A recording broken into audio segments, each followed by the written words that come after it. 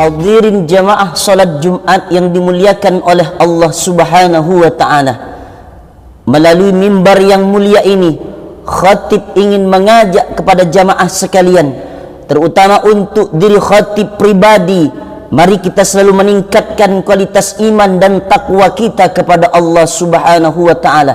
Karena orang yang bertakwa itu adalah orang yang beruntung di dunia dan di akhiratnya Allah. Dia tidak akan pernah rugi, dia tidak akan pernah sengsara, malah dia akan mendapatkan kebahagiaan yang hakiki di hadapan Allah Subhanahu wa ta'ala. Allah akan ganjar dengan balasan yang terbaik, yaitu surga. Al-jannatu uiddat lil muttaqin, bahwa surganya Allah hanya dijanjikan bagi orang-orang yang bertakwa, orang yang takut kepada Allah Subhanahu wa ta'ala. Maka khutbah Jumat ini menyadarkan kepada kita, saling mengingatkan kita, watawasau bil haqq, saling menyadarkan, saling menasihati kita dalam kebenaran. Jamaah Jumat, sampai masanya kita akan kembali menghadap Allah, sampai masanya manusia mulutnya akan dikunci oleh Allah, tangan mereka akan buat bicara oleh Allah, kaki akan bersaksi, sebagaimana yang difirmankan oleh Allah dalam Al-Quran, al-yawma nakhtimu ala afwahihim, hari itu mulut-mulut mereka dikunci oleh Allah, wa tukallimuna aydihim, tangan mereka akan dibuat bicara oleh Allah, wa tashhadu arjuluhum, kaki mereka akan bersaksi. Apa yang akan dibicarakan tangan dipersaksikan kaki, bima kanu yaksibun, semua yang telah mereka lakukan di masa yang lalu. Hidup yang diberikan oleh Allah tidak sia-sia. Apa khalaqnakum abasa, apakah hidup itu diciptakan oleh Allah untuk hal yang sia-sia? Tidak. Semuanya nanti akan dituntut, akan ditanya, akan disoal di hadapan Allah. Inna sam'a, pendengaran, diberi telinga oleh Allah, banyak mendengar apa. Wal basar, diberi mata oleh Allah, banyak melihat yang mana. Wal fuada, diberi hati dan pikiran oleh Allah, banyak memikirkan apa. Kullu ulaika kana anhu mas'ula, semua itu akan ditanya, akan disoal, akan dituntut di hadapan Allah Subhanahu wa ta'ala. Maka ketika manusia sudah kembali kepada Allah, di mana mulutnya dikunci oleh Allah, tangan mereka akan bicara, kakinya akan bersaksi atas apa yang pernah dilakukan selama hidupnya, maka itu semua benar adanya. Semua itu adalah kebenaran, adalah hak, bukan lagi sesuatu yang fiksi, yang tidak nyata, tapi itu adalah gambaran, berita dalam Al-Qur'annya Allah Subhanahu wa ta'ala. Kenapa mulut mereka dikunci oleh Allah? Mulut itulah dulu ketika dunia pandai mencari-cari alasan, pandai bersilat lidah, memfitnah, menggunjing orang lain, menyakiti hati orang lain. Hari itu mulutnya dikunci oleh Allah, sehingga tangannya bisa berbuat bicara, sehingga kakinya bersaksi di hadapan Allah Subhanahu wa ta'ala. Tidak ada lagi di mana tempat kita mengadu kecuali amal soleh, amal baiklah yang akan menyelamatkan kita di hadapan Allah Subhanahu wa ta'ala. Allah lah hakim yang paling adil, dialah Allah yang paling adil mengadili hamba-hambanya ketika sudah kembali kepada Allah Subhanahu wa ta'ala. Alaihissallahu bi ahkamil hakimin, bukankah Allah itu Tuhan yang paling adil? Dia tidak pernah menzalimi hambanya, dia tidak pernah menyakiti hambanya. Ketika hamba itu kembali kepada Allah dengan amal solehnya, maka dia akan mendapatkan keberuntungan, akan mendapatkan kebahagiaan yang hakiki di hadapan Allah Subhanahu wa ta'ala. Allah sudah menyebutkan hamba-hamba Allah ini dalam Al-Quran. Illalladzina amanu wa amilus salihati falahum ajrun ghairu mamnun, kata Allah. Kecuali orang-orang yang beriman, orang yang percaya, orang yang yakin kepada Allah bahwa dia akan ketemu sama Allah, orang yang beramal saleh, beramal kebajikan yang tidak pernah putus putus pahalanya di hadapan Allah Subhanahu wa ta'ala, akan diganjar pahalanya oleh Allah, akan diganjar amal baiknya di hadapan Allah Subhanahu wa ta'ala. Faman ya'mal mithqala dzarratin khairan yarah. Sekecil apa? Sekecil ujung rambut, sebesar telapak kaki semut yang hitam di atas batu yang hitam, di tengah malam yang kelam, di dalam samudra yang gelap, akan ditampakkan oleh Allah, akan dibalas amal baik itu. Tapi ingat, apakah dosa-dosa itu dibiarkan begitu saja? Tidak.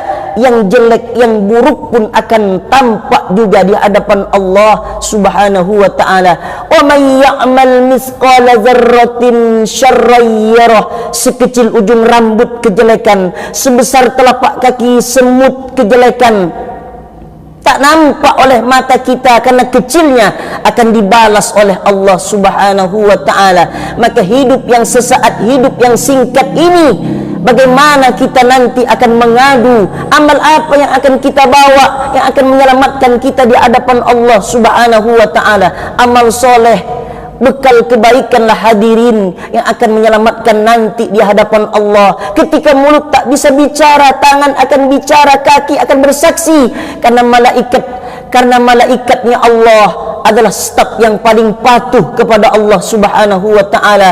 Yang dalam Al-Quran Allah menyatakan, inna alaikum lahafizin, bersamamu ada malaikat penjaga, kiraman katibin, tugasnya yaitu mulia, mencatat amal-amal baik hamba-hamba Allah, mencatat amal-amal salah, amal buruk hamba Allah Subhanahu wa ta'ala.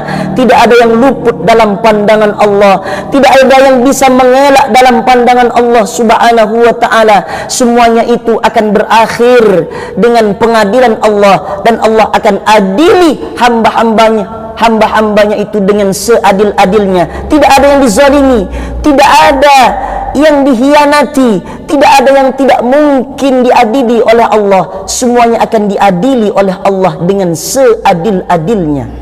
Maka sebelum datang pengadilan Allah yang hebat, dahsyat, luar biasa itu, maka hisab diri kita, hitung diri kita, amal apa yang sudah kita layak untuk kita bawa menghadap Allah. Hasibu anfusakum qabla an tuhasabu. Perhitungkan dirimu sebelum engkau diperhitungkan secara besar-besaran di hadapan Allah Subhanahu wa ta'ala. Kalau besok ditakdirkan oleh Allah masih menikmati dunia sampai besok pagi, jadikan dunia sebagai amal soleh. Tapi kalau ditakdirkan oleh Allah kita wafat nanti malam, kita husnuzan kepada Allah Subhanahu wa ta'ala. Andai hidup masih bisa berpihak kepada kita, andai hidup masih berpihak, sisa-sisa umur masih diberikan oleh Allah, jadikan dunia ini sebagai ladang amal soleh. Ad-dunya darul amal wal akhiratu darul jaza. Dunia ini adalah tempat beramal kata Rasulullah, dan akhirat adalah tempat pembalasannya Allah Subhanahu wa ta'ala. Ad-dunya balaghun ilal akhirah. Dunia adalah jembatan menuju akhiratnya Allah. Dunia yang fana, dunia yang singkat akan kita tinggalkan. Segala pekerjaan, segala nikmat-nikmat, la tus'alunna yawma idzin 'anil na'im, akan ditanya oleh Allah Subhanahu wa ta'ala, akan disoal, akan dituntut di hadapan Allah Subhanahu wa ta'ala. Kalau hari ini bisa beramal soleh, bisa baca Quran, baca Quran. Kalau hari ini bisa berpuasa sunnah, puasa sunnah. Kalau hari ini bisa untuk salawat, salawatlah. Kalau hari ini bisa berzikir, mengingat Allah, berzikirlah, mengingat Allah. Ala bizikrillahi tatma'innul qulub. Ingatlah, hanya dengan mengingat Allah hati akan menjadi tenang. Bahwa orang yang beramal soleh akan menjadi bahagia, akan menjadi pelipur lara ketika tidak ada pertolongan lagi kecuali amal soleh. Bahwa orang yang beramal soleh sudah dijanjikan oleh Allah Subhanahu wa ta'ala surga yang sangat luar biasa, jannatin tajri min tahtihal anhar, yaitu surga yang mengalir di bawahnya sungai-sungai yang sangat indah, yang sangat luar biasa. A'dadtu li'ibadiyas salihin, aku sediakan bagi hamba-hamba hambaku yang soleh, mala a'yunun ra'at, belum pernah dilihat mata, wala udhun sami'at, belum pernah didengar telinga, wala khatar ala qalbi bashar, belum pernah terlintas di hati dan pikiran. Itulah nikmat surga yang dijanjikan untuk orang-orang yang soleh beramal baik di hadapan Allah Subhanahu wa ta'ala. Isma syi'ta, hiduplah sesuka hatimu. Yang mau kau makan, makanlah, tapi ingat, fa innaka mayyit, kau akan mati, kau akan wafat, kau akan meninggal, kau akan menjadi setumpuk daging busuk yang akan menjadi santapan cacing tanah. Wa'mal ma syi'ta fa innaka majiyun bih, kerjakan apa yang mau kau kerjakan. Kalau kau ingin jadi Fir'aun, silahkan, dia sudah mati menjadi penghuni neraka jahanam. Kalau kau ingin menjadi Qarun, silahkan, dia orang yang ingkar kepada Allah Subhanahu wa ta'ala, dia mati ditelan zaman. Kalau kau mau jadi Haman, silahkan, menjadi penasehat penguasa yang zalim Fir'aun, silahkan, tapi ingat, fa innaka majiyun bih, segala yang kau kerjakan itu akan dibalas, akan dituntut, akan diganjar oleh Allah Subhanahu wa ta'ala. Maka kita mesti berhati-hati dalam hidup di dunia ini. Jangan sampai kita sengsara, jangan sampai kita menderita ketika kita berada di dalam akhiratnya Allah Subhanahu wa ta'ala. Karena saat itu mulut dikunci oleh Allah, tangan bicara, kaki akan bersaksi. Kita menjadi tamu Allah yang membawa dosa-dosa. Semua manusia sibuk dengan urusannya masing-masing.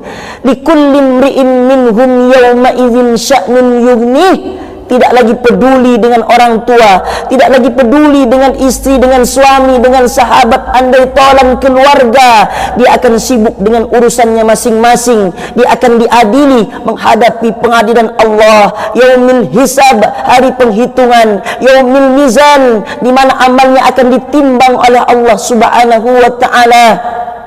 Kemudian akan menjembati jembatan Siratal Mustaqimnya Allah Subhanahu wa ta'ala. Disitulah manusia akan menjadi orang-orang yang bahagia atau menjadi orang-orang yang celaka di hadapan Allah Subhanahu wa ta'ala. Maka hidup yang singkat, yang sebentar, yang fana ini, jadikan amal soleh untuk menghadap Allah Subhanahu wa ta'ala. Lan tazula qadama abdin yaumal qiyamah, nanti di hari kiamat kaki manusia tak akan bergeser sedikit pun di hadapan Allah Subhanahu wa ta'ala. Hatta yus'ala an arba'ah hisarin, sampai ditanya oleh Allah dengan 4 pertanyaan. Di antara yang akan ditanya, an umrihi fima afnah, umur yang diberikan oleh Allah kau pakai untuk apa, kau gunakan untuk apa? Apakah banyak taatnya, apakah banyak lalainya, apakah banyak salahnya, apakah banyak amal solehnya? Akan ditanya nanti di hadapan Allah Subhanahu wa ta'ala. Sungguh orang yang mendekatkan diri kepada Allah menjadi orang yang beruntung di hadapan Allah. Sungguh orang yang tidak melupakan Allah, yang selalu menghambakan dirinya kepada Allah, dialah orang yang luar biasa. Dialah orang yang akan diberikan kenikmatan yang sangat luar biasa oleh Allah Subhanahu wa ta'ala. Maka kita mesti menjadi hamba Allah yang baik dengan meningkatkan iman takwa kita kepada Allah, takut kepada Allah Subhanahu wa ta'ala. Ittaqillaha haitsuma kunta, bertakwalah kepada Allah dimanapun kalian berada. Wa atbi'is sayyi'atal hasanata tamhuha, iringilah yang jelek dengan kebaikan, karena sifat manusia itu al-insan mahalul khata' wan nisyan, manusia itu tempat salah dan lupa. Kalau kita terjerumus ke tempat salah, lembah setan, lembah maksiat, cepat-cepatlah kita beramal baik, beristighfar, minta ampun kepada Allah Subhanahu wa ta'ala. Walladzina idza fa'alu fahishatan aw zalamu anfusahum zakarullah fastaghfaru li dzunubihim. Ada orang-orang yang jatuh dalam perbuatan salah, dalam perbuatan dosa, atau zalim kepada dirinya sendiri. Zakarullah, bersegeralah mengingat Allah, berzikir kepada Allah. Fastaghfaru li dzunubihim, minta ampunlah kepada Allah Subhanahu wa ta'ala. Jangan lalai, jangan terlalu jauh melupakan Allah, jangan terlalu lama berlarut-larut dalam dosa, karena setiap dosa yang dikerjakan, yang dilakukan akan membuat sengsara di alam barzah maupun dalam kehidupan alam akhiratnya Allah Subhanahu wa ta'ala. kembalilah kita menjadi manusia yang beruntung di hadapan Allah. Di dunia kita beruntung, di akhirat lagi kita menjadi orang yang sangat beruntung di hadapan Allah, karena Allah sudah menyiapkan surga yang sangat luar biasa, kenikmatan-kenikmatan yang tak bisa dibeli dengan harta, dibeli dengan uang, yaitu nikmat dari Allah Subhanahu wa ta'ala. Barakallahu li wa lakum fil Qur'anil azim wa nafa'ani wa iyyakum bima fihi minal ayati wadh-dhikril hakim wa taqabbala minni wa minkum tilawatahu innahu huwal ghafurur rahim.